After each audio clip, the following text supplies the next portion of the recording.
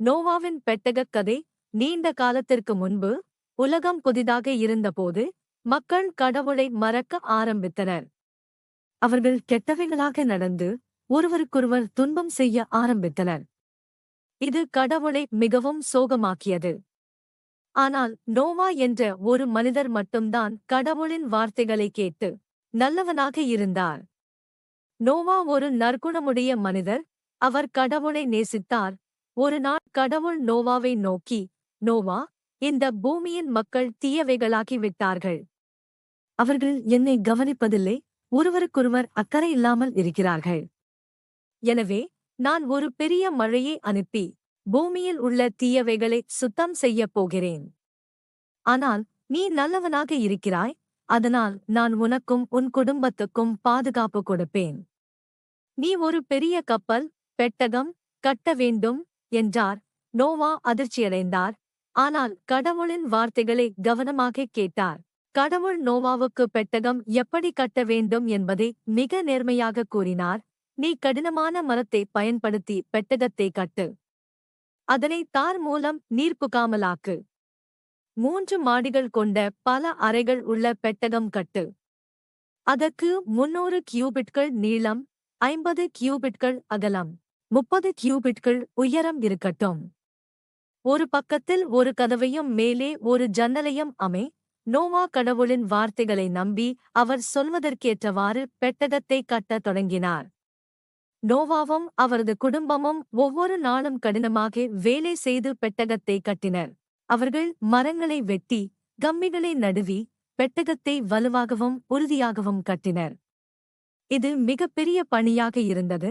ஆனால் நோவாவுக்கு அது முக்கியமென்ற உணர்வு இருந்தது. அவர்கள் பெட்டகத்தை கட்டிக் கொண்டிருக்கும்போது மற்ற மக்கள் நோவாவை ஏளனமாகச் சிரித்தனர். நன்னாட்டு வெட்ட பகுதி, தூய்மையான விலங்குகளை 7 ஜோடிகள் கொண்டு வா. இவர்கள் மழைக்குப் பிறகு பூமியை மீண்டும் நிரப்ப உதவுவர். நோவா தனது குடும்பத்துடன் விலங்குகளைச் சேகரித்தார்.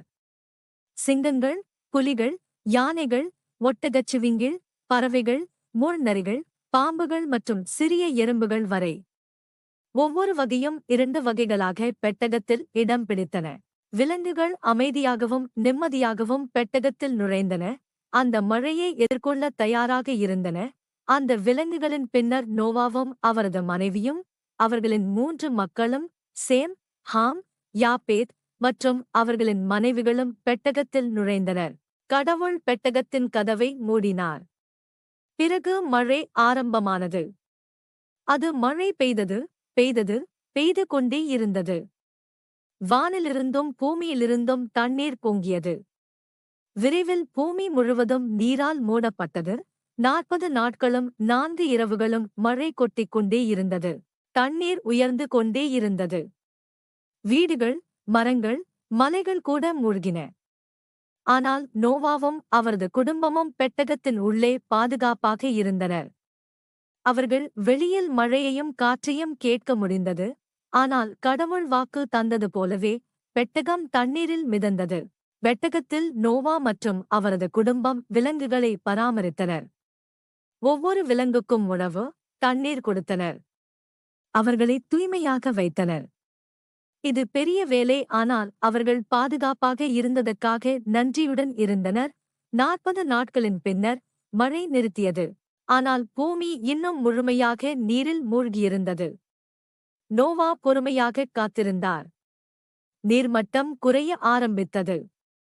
மேலும் பல நாட்களுக்குப் பிறகு பெட்டகம் ஆராராத் மலை உச்சியில் மிதந்து நிற்க ஆரம்பித்தது. ஆனால் நிலம் இன்னும் இப்போது நோவாவுக்கு நிலம் உலர ஆரம்பித்ததென்று தெரிந்தது. 7 நாட்கள் கழித்து நோவா புறாவை மீண்டும் அனுப்பினார். இம்முறை புறா திரும்பவில்லை. அது நிலம் கண்டது என்பதற்கு இது அறிகுறி. கடவுள் நோவாவிடம், நோவா, நீ உன் குடும்பத்தையும் விலங்குகளையும் பெட்டகத்தை விட்டு வெளியே கொண்டு வா. அவர்கள் வெளியே சென்று பூமியை நிரப்பட்டும் என்றார். நோவாவும் அவரது குடும்பமும் வெப்பமான சூரிய ஒளியில் வெளியே சென்று மகிழ்ந்தனர். விலங்குகள் புதிய பூமியை ஆராய்ந்து ஓடின. நோவா கடவுளுக்கு நன்றி கூற அவர் ஒரு பலிபீடம் கட்டி வழிபட்டார். கடவுள் நோவாவின் புல்பணியால் மகிழ்ந்தார். அவர் இனி எந்த நிலையிலும் நான் பூமியை மழையால் அழிப்பதில்லை என்று உறுதியளிக்கிறேன். என் வாக்குறுதியின் அடையாளமாக வானவில் வானத்தில் இருக்கும் என்றார். நோவா வானத்தை நோக்க முதல் வானவில் பிரகாசமாக அங்கே இருந்தது. பேரழிவுக்குப் பிறகு நோவாவின் குடும்பம் காப்பாற்றப்பட்டது. இப்போது இந்த புதிய பூமிக்கு இவர்கள்தான் சொந்தக்காரர்கள். நாமும் நம் ஆண்டவராகிய இயேசுவும் இந்த சந்ததி வம்சவழிதான். பிரியமானவர்களே, கர்த்தருக்கு பயந்து அவர் சொல் கேட்டு நடக்கும் குடும்பம் எத்தனை பெரிய அளவில் துன்பங்கள் சோதனைகள் வந்தாலும் அவர் நம்மை காப்பாற்றுவார். கர்த்தர் உங்களை